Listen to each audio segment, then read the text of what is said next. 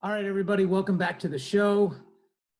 Pleased to be joined by my friend, the pride of Edwardsville, Illinois, former assistant coach at Old Dominion University, Daryl Thomas. DT, thanks for jumping on with us, man. Yeah, Dave, appreciate you having me, man. This is it's a great opportunity. Well, it's a tumultuous time, and I think a lot of people want to know what's going on from the inside as much as possible. And, we'll get to that, but I think a lot of people, guys like me that talked to you way back in high school, we know your journey, but I think a lot of people may not know like how you got from where you were till now. So I'll kind of start it off. I know you were a really good wrestler at Edwardsville High School here right across the river from St. Louis, wrestled for John Wagner. Then you broke my heart and went to Illinois instead of coming to wrestle for me for a couple of years. So why don't you kind of take people through that journey from Illinois to where you are now? Yeah, so like you said, I wrestled for Coach Wagner. Started late. I started in the 8th grade, and then I wrestled for Coach Ryan Followell. He was the one that got me out initially, and then from there, just kind of fell in love with it.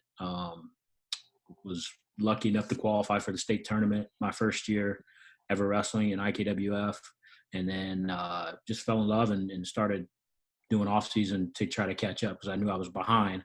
I knew I wasn't at the level where a lot of guys were, but I loved it. So started putting in 80, 90 off season matches. I'm trying to catch up and just get as good as I could in the short window I had left in my kind of like really wrestling high school career. So then after that, obviously went through high school and had the opportunity to wrestle at the University of Illinois, which that opportunity came very late. Like you said, I didn't necessarily do what I needed to do academically early on in my high school career, and was still lucky enough to have opportunities like with you guys over at Merrimack, a program that was winning national titles, and competing for them year in and year out. So to have opportunities like that, to have opportunities like McKendree and Lindenwood, who were high level Division II schools and NAIA schools in the area, was still a blessing to me because honestly, I didn't really understand or know what Division I wrestling was because I was so green in the sport. So when I did decide that University of Illinois was an opportunity, Coach Wagner was kind of the guy that I was leaning on and really trusting throughout the process because I had no clue and my mom had no clue. My parents had no clue. Sure. So I was just following his guidance, and he said, one question I always remember is he said, what is your ultimate goal? And I said, well, my ultimate goal is to be a national champ. I didn't know any different or what that meant at that level. But I told him that because that was true. Why do it if you're not trying to reach the highest level? So he said, well, if that's your goal, then you need to go to Illinois.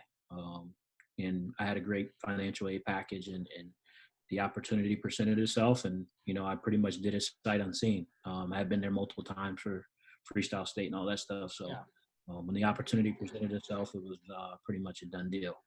So after that, graduated, was a national qualifier my senior year, moved back home and felt like I needed to give back what was given to me, and had the opportunity to coach at my high school for a year, and then still had that Division I itch. So had an opportunity at Northern Illinois to become the volunteer assistant. Spent 2 years there and got to work with a guy on our staff now, Steve Blyce. Got to work closely with him when he was at Northern Illinois his first couple of years.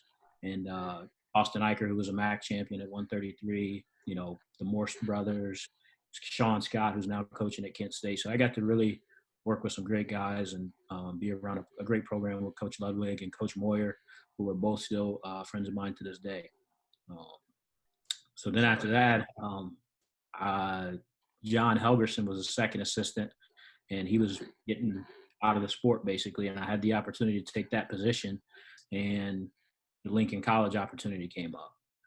To be a head coach at the age of 25 in the state of Illinois was something that I thought very fondly of with my connections and the people that I knew within the state. I felt like it already had history and tradition. So when that opportunity presented itself and was offered to me, I really weighed it because, I was leaving Division I and that type of thing. But it really was something that I felt like could be, a forever thing for me as they were transitioning to NAIA. So took that. We had a great year. My first year, we took 4th in the country and had 5 All-Americans, and then Steve Martin called me.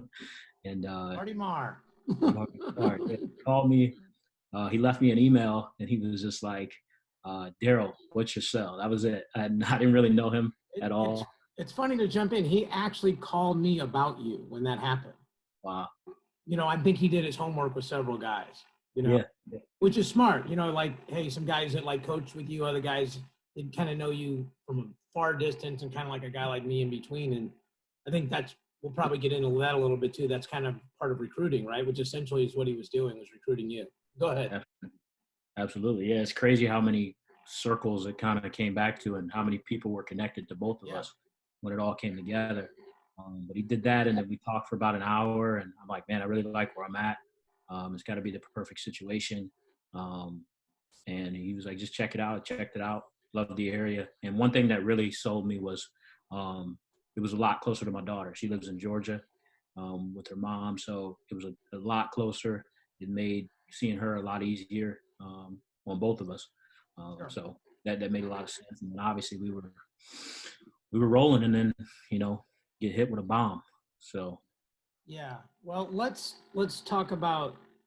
Well, I'm going to go back to what you said. You started late in the sport, because one of the interesting things, like when you go up to like the training camps at USA Wrestling, one of the things they talk about is trying to prevent burnout. Obviously you couldn't have burned out because you didn't start early enough to burn out. But one of the things they talk about is, do you want to, and it's more to parents, like, do you want to have the best 8 to 18-year-old in the world, or do you want to have the best 18 to 28-year-old in the world? So, I'm kind of a mix. Like, I wrestled once in the 4th grade, got my tail kicked, was already around the sport a lot because of my pop. I remember kids that were going to tournaments every week, and by the time they were seniors in high school, they wanted to quit. So obviously you're a great recruiter. You're looking at talent all the time. How much is burnout, in terms of recruiting, looking at that? And then how much do you think the fact that you're young in the sport, you're not close to being done? Yeah, I think that helps. I mean, it keeps me motivated. It keeps me hungry. It keeps me, because I mean, this is a grind. This Division I thing is definitely a grind. And yeah, me starting late and just really, as my coaching career has developed, that's really, really just now, and as that developed is where I'm really starting to understand the sport, at a high level. And some people have asked me, like, what do you think, obviously not getting the goals you wanted or getting the accolades you wanted in college, what do you think has made you a good coach? And I said, just continually studying the sport, and loving it and really studying high level coaches and high level wrestlers, and staying up to speed on the technical aspects that are changing all the time.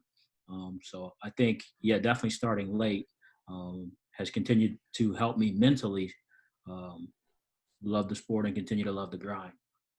I think what's interesting is I think all of us are trying to find ways to improve, right? And reading books and watching stuff. And we're all quarantined right now. So like I'm going through my DVR and seeing what's good on there. And I had recorded this thing called The Art of Coaching. And it was about an hour and a half thing with Bill Belichick and Nick Saban. It's really interesting. I don't have HBO stock, so I can just say that. I'm not trying to help anybody. But what's interesting is wrestling's one of these sports where I think everybody thinks you have to have been unbelievable to be a good coach. In almost every other sport, that's not true. Like Tony La Russa in St. Louis was a terrible baseball player. Like Belichick and Saban were not good football players. You can do every other sport. In a lot of sports, the guys that were great players like Magic Johnson, Larry Bird, Michael Jordan failed as coaches. And part of it is like, I think one of the theories is it was so easy for them, they don't understand the struggle of normal human beings like you and me. It's harder to get to it. So that's an interesting thing. I think what everybody wants to hear about is Old Dominion. Obviously we hate to see any program dropped as just, sort of the 50,000 foot view of wrestling. But Steve Martin's a guy that's kind of near and dear to my heart. And Mike Dixon is a guy that's near and dear to my heart. And, he helped build that program with Steve. And obviously you and me have been friends since you're about 16, 17 years old. So, to see you guys have to go through that, And I think one of the things I wanted to do with this was make sure that people understand the reasons why, and more important, the reasons why not. Because whenever something happens, people there's always some yahoo on social media putting out some reason that has absolutely nothing to do with it, and it usually throws shade on the people there. So I'm going to give you a chance to just kind of clarify what happened. And not only, I don't even know what happened, but why it happened. Yeah. I don't want to go too deep into it. Obviously, I think the people here had done really great by me. Speaking from my own personal experiences with people on a day-to-day basis. I think it was a huge bomb. I guess I'll just kind of, go through how I found out. It was about, an hour before it all came out on the internet. And got a call from Steve, and I didn't answer it because I was checking out at the grocery store. I was going to call him right back. So then one of my guys texted me and was just like, "Hey, is everything okay, Coach? Are you all right?" And I was like, "Yeah, I'm fine. What do you mean?" And then as I was responding to him, I received a email notification. Basically, it was like a letter of termination, and I was like, "What? What is going on here? What did I do? Did I do something?" And so as I'm checking out, I'm just kind of like in shock. I kind of stopped for a second, and there's people behind me, and so I just kind of got myself together and went ahead and checked out. Called Steve back, and then when I called him, he was sitting with the AD, and he broke the news to me that they were dropping the program, and how they had cut the budget, or not cut the budget. They had subsidized, the losses and things like that for a couple of years, and they just weren't going to be able to do it anymore. Came down to a couple sports, and they had been doing a study, I guess, for a few months, or since October, I guess. In the article, that's what I seen. He didn't tell me any of this, but guess they've been doing a study since October, and in order for them to be competitive in other sports, they needed to cut one, and ours was one of the larger rosters left, and they could make the biggest impact. So they decided that they were going to cut us immediately. So that's kind of how I found out. Obviously, I think Title IX plays a huge factor in it. Just added women's volleyball this past year. They're renovating a new building. They just built a brand new football stadium. So there's a lot of things that go into it. I don't want to speak ill because I don't necessarily understand it all the way, but I know that there's really it was nothing on our part that we did could have been done different. I even asked that question. I said, I thanked them for the opportunity when he broke the news to me, the AD. And then I just asked him, is there anything we could have done differently? And he said, that's a great question.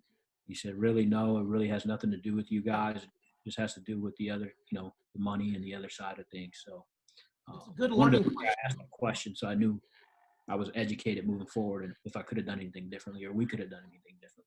Absolutely, because you're trying to take something valuable from that experience. And obviously, like you said, you're in shock. It shows your wherewithal that even when your life is getting shook upside down, that okay, what can I do better? What can we do differently? And I think some of the things that people like, wrestling fans remind me a lot of soccer fans. Like, we just love our sport so much, and we don't get people that don't love wrestling exactly the way it is. Like, people love soccer, and it'd be 0-0 for 90 minutes. Like, it's amazing. Yeah. Like, a lot of us are like, somebody score, something like that, right? Yeah.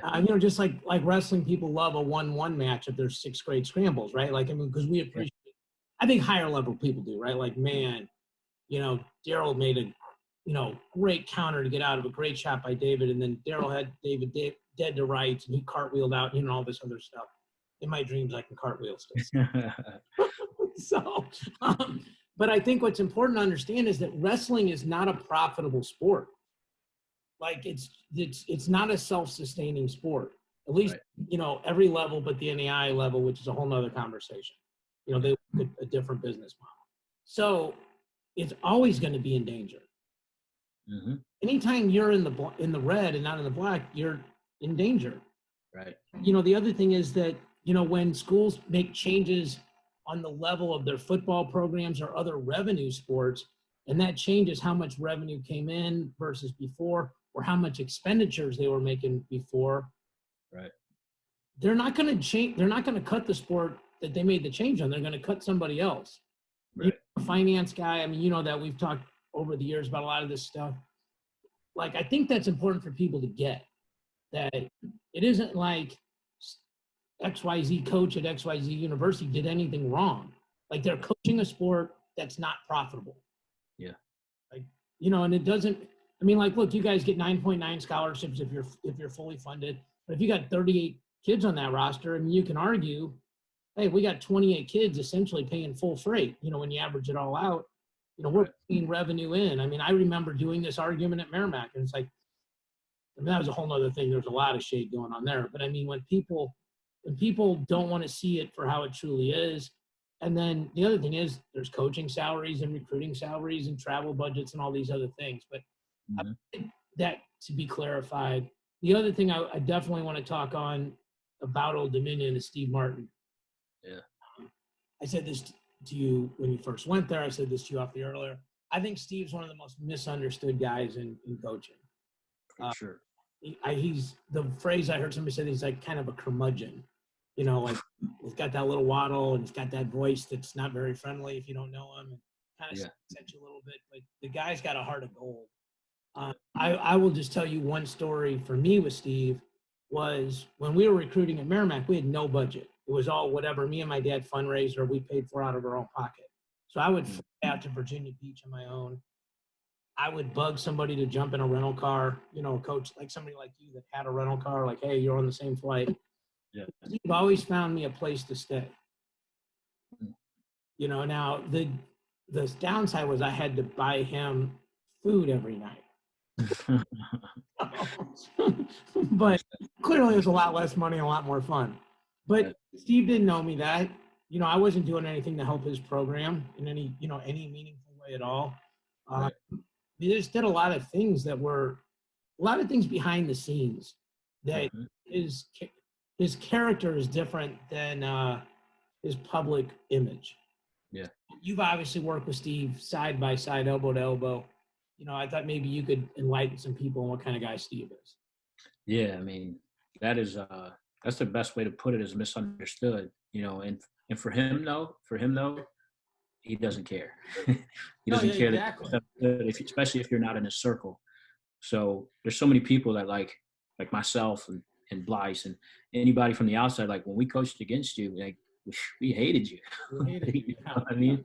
But the minute you get to know Steve and you're in his circle and you're one of his guys, it's an unwavering type of support and loyalty. You know, first thing he told me was he's big on loyalty. You know what I mean? And if you do right by me, I'm going to do right by you. And literally everything he told me to a T from day one was spot on. You know, and I truly appreciated that, because there's so many times people could tell you something, you know, just to get you a place or just to get what they need. And, you know, and then it changes a little bit. You know, it's supposed to be this, but then it's this. I don't like that, but more like this. Yeah. Exactly. Yeah, exactly. Yeah. So, you know, but that's one thing I was looking at the whole time, is just, you know, everything he told me was to a T what it was going to be. And just watching his guys, the guys that, you know, there's so many alumni still in this area that he's connected to. Like, when you're a part of Steve's life, you're a part of his life forever. I've seen him, you know, seen guys leave our staff, and, you know, he's still contacting them. They're still in touch on a weekly basis. And still some way, shape or form, he's helping them and they're helping him. Yeah. So I think that goes a long way, just in showing his character at heart. So I think, like you said, it's one of those things, like most people on the outside, if you're not in his circle, you wouldn't understand. And he's okay with that. He's 100% to a T who he is. And I respect him for that. And I've learned so much from him. Just that dude eats, sleeps, and breathes wrestling. Yeah. And that's you know, it was great. It was great to work with him. He did right by me. And I'll forever be indebted to him for that. For sure. Well, and for giving you the opportunity up there. But I mean, like, he's a guy that if you were coaching him constructively, you'd be like, Steve, we know that people love you. Yeah. It would probably help you if people that don't know you at all Mm-hmm. just think of you as neutral. Yeah. That don't think of you as like the get off my porch kind of guy. Like that's yeah. I mean, the crazy thing too is he understands, where he could improve, and he looks to us to kind of, be that bridge, or that to bridge that gap, between people and recruits and, administration and that type of stuff. And so for him to understand those things is big as well. He's just like, I'm not going to change, but I know I need people around me to make this thing work. In a weird way, he reminds me a little bit of my dad. Like my dad's same guy, like heart of gold, but maybe arguably the worst recruiting person ever. Like give you his business card and say, Daryl, we'd like you to come to Merrimack, and think he recruited you. Like literally, he thought that was it. I'm like, that ain't even really a good beginning. That's certainly not the whole process. But once guys get there, same thing with my dad. I mean, he coached for 40 something years. He got, grown men still calling him coach, calling him every week, asking for advice. I'm 49 years old, and half the people I run into in wrestling, they're like, how are your mom and dad doing? And then they talk to me. Right. I think Martin will leave a legacy like that with Old Dominion and with, with the Granby School of Wrestling and his high school success and everything else. One of the cool things about having a public forum like this is you can kind of take the interview where you want to go. And so selfishly, I wanted people to understand Steve may not be who they think he is. Oh, 100%. 100%. And for him, I mean, his legacy's been cemented a long time ago, but yeah, I don't think he ever has to, or even thinks about it that way. But for him, his legacy will long be, in the public eye. Well, it's the coaching tree too, right? Like I go to the Missouri State tournament every year, and I see how many guys wrestled for me, my dad and me. Yeah. And I'm like, we coached that guy, we coached that guy, we coached that guy, and I mean, their kids are wrestling, which just makes you feel really old. But I mean, all this trickle down, right? And Steve will have that. I mean, like Steve lives on through guys like you, like guys like Pies, like all these other guys, and 100 other people that just aren't on the podcast, So, I mean, but you're passing on. I think every person should try to take the best of they've gotten from everybody, run it through their own filter, and then try to shoot that out to people and absolutely spread love and intelligence and integrity and all the things that make the world worth living. So, absolutely. Yeah. Let's talk a little bit about recruiting, because you and I have talked about that in the past.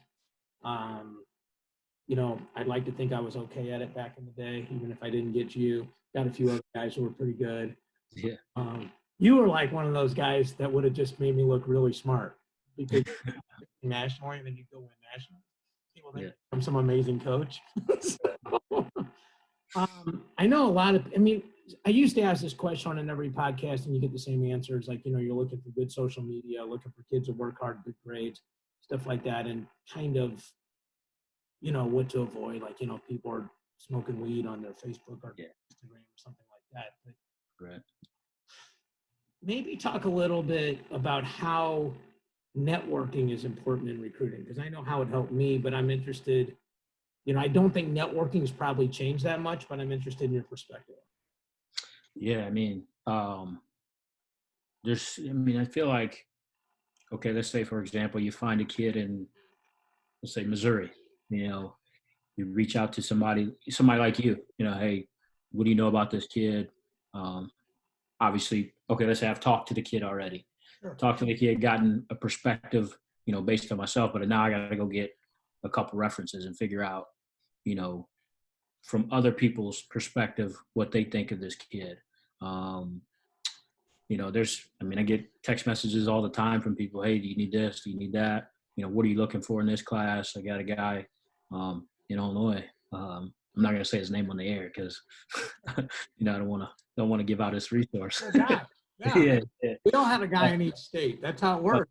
Yeah, he's phenomenal. He's phenomenal, and just giving you resources and information of contact information, or hey, this kid is, under the radar, things like that. And I think all that comes back to which is a huge part of recruiting too, is relationships.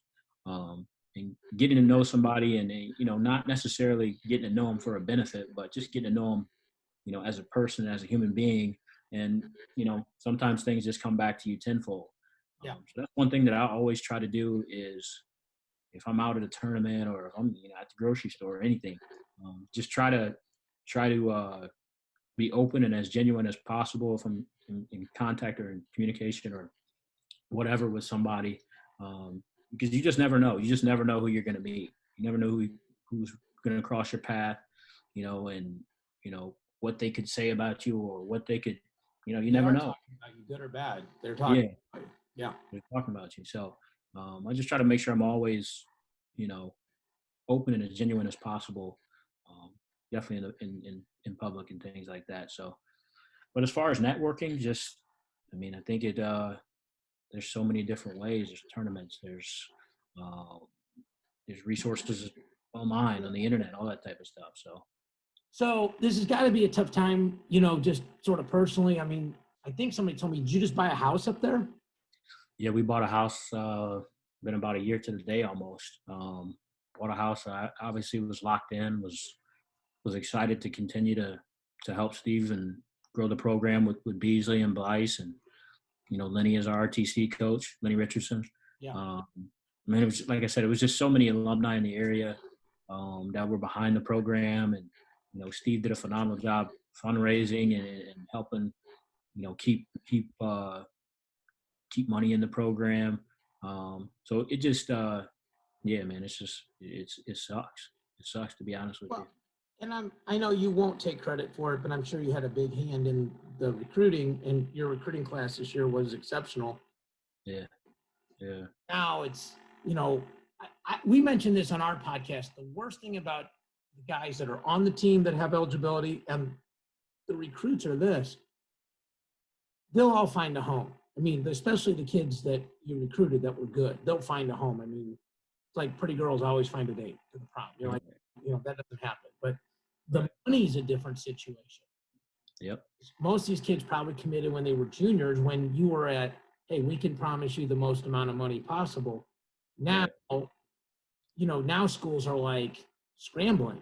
Mm-hmm. Like if I say, hey, Daryl, I want to give you 40% a year, and you go, okay, let's say 60% a year for 4 years, that's 240%. But I don't have any money for you the first year because, I'm going to give you 1%, then give you 80 the next 3 years, which is a verbal. Like, you got to trust the coach that they're going to do that.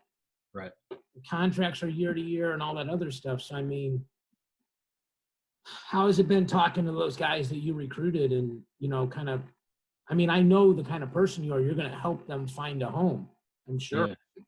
Yeah, it's been difficult, man. I tried as soon as we got the word, there was like a Zoom call right away with the whole team to tell them, and then immediately started calling all the recruits. Me and Beasley, we started calling all the recruits and trying to let them know before it hit the internet, and just let them know that we're there for them however we can help them, get placed and things like that.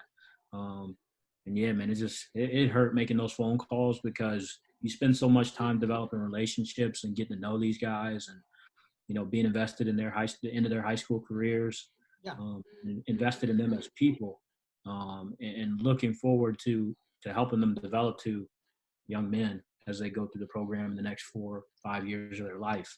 So to have to make those calls on something that was out of your control was difficult. So obviously got a lot of calls from coaches around the country asking about guys, and the biggest thing is just finances right now because of timing. If we would have had an opportunity in the beginning of the year to know what we had to do, obviously we would have worked hard to make it happen, so none of this would have happened. Or at least a little bit of a heads up so guys have a chance to figure out what their next move is going to be. So that was the most difficult part, is you spend so much time developing relationships, and now you have to tell them something that's out of your control, that now they have to go find a new opportunity at the 13th hour. Yeah. Well, and the thing is, it's not like anybody did anything wrong. And I think your point is really well taken. Like, it's almost like somebody breaks up with you and then tells you why, as opposed to like, hey, this is a behavior. These 3 behaviors are bothering me. They're deal breakers. You go, okay, I see that. I'll change. Or that's crazy. See you later. Like, but at least then whatever shoe falls, you're like, okay, well, we talked about it and I knew what was coming. Like if somebody just says we're done and, you get a Dear John note or you don't even know why. Yeah. And then the people say to you, there's nothing you could have done. Well, I mean, that's kind of a soothing answer. I'm not sure it's really true, right? I mean, you and I both know that in most situations, if you could do something over, there's always a chance to do it a little bit better. Right. Yeah. So, I'm assuming you're staying in the coaching game. I don't know what you do or don't want to say about that, but can we confirm we will see you on a sideline next year, suited and booted? Yeah. So, pretty lucky and blessed. Like you said, the timing was not great, but honestly, timing is everything, and maybe this was for the best. Maybe this was God's plan, and it is the next best move. And luckily, found a spot, landed on my feet, and I'm super excited to get started at the next spot. I won't say yet; it's not official yet. Yeah. Just details and things like that, but super excited. It's a great program. I'm looking forward to continuing what I was doing here and hopefully helping continue the success of that program. Well, I have a lot of emotions. One is just as a person, I'm happy you landed on your feet. Two, as a guy that I've known since you were a young man and you didn't grow up easy. You've overcome a lot. To be where you are now is super impressive, and couldn't be happier for you that you have landed on your feet. I'd love to get you back on maybe in like August or September when you've kind of had like 100 days there. Yeah. And, I think it'd be interesting, right? Because I know there's a recruiting moratorium right now, which God knows if anybody can actually enforce that or not, but right. Sure. Nobody's calling anybody right now. I'm sure like, oh, we're doing. You can call, they can't come on campus. Well, right. But I mean, there's virtual tours, but maybe after like 100 days there, we can talk about your new gig and the new relationships you're building there. And, next time you come back to Edwardsville, make sure you hit me up and we'll do old married guy EJ out with us. Yeah, let's do it, man. I really appreciate you having me on. Like I said, looking forward to the next opportunity and next step, but I don't want to make it seem like I'm moving on fast or anything like that. It was a phenomenal choice. No choice. You don't have a choice. You'd probably stay there as long as they'd have you. And I think that's important to point out. Like, look, if somebody takes something from you, you have no choice but to move on. And you've got mouths to feed and life to live and people to impact. And yeah, I mean, look, when you listen to you talk about the next opportunity, it's muted excitement. Yeah. It's not like, because your heart's still over in this other spot. Absolutely. It's going to be weird not wearing Monarch gear, I mean, I get that, so, I mean, when I switched from Merrimack gear to Ren Lake gear to track wrestling gear, people don't understand. There's a psychological impact on the person. For sure. That's a real thing. So, sure. But I'm proud of you, man. I had no doubt you land on your feet. I know you're mad at me that I actually knew about it before you told me. I'm out here in St. Louis with them long arms trying to keep up on the world, For sure. All right, man. Anything else? Appreciate it, man. Look forward to talking to you again here in about 100 days or so, and promoting a new place, and hope to start trying to funnel some guys, with me. Sure. Any other message you want to put out there before I let you get back to it? Nah, just once again, Steve Martin's a phenomenal person. Um, more than first thing I thought about more than anything with him, with where he was at in his career and what we were about to do and the opportunities we had ahead of us um, and just everything he did for me. I'm super appreciative of, and the relationships I built here with the staff now and before, with guys like McCarty and getting to know those guys that came to the program before, and Chris Browns and Nick Polanos and Mikey Hay, all those guys. Getting to know those guys and those guys truly becoming friends, and we'll be lifelong friends from here on out. So it sucks. It was a bad deal, but we got to move forward with our lives, and been doing this for a long time and trying to move forward in my young life. At 29, I feel like you said, been through quite a bit, but it's all made me who I am. It's all got me where I'm at right now, and we just got to keep moving forward. I know you will. Tell Steve I said hello. Tell him I missed the dinners at Catch 21 after the rounds of senior nationals, and I'll catch up with you soon. Okay. All right, man. Sounds good. Guys, thanks so much for listening. We'll talk to y'all soon.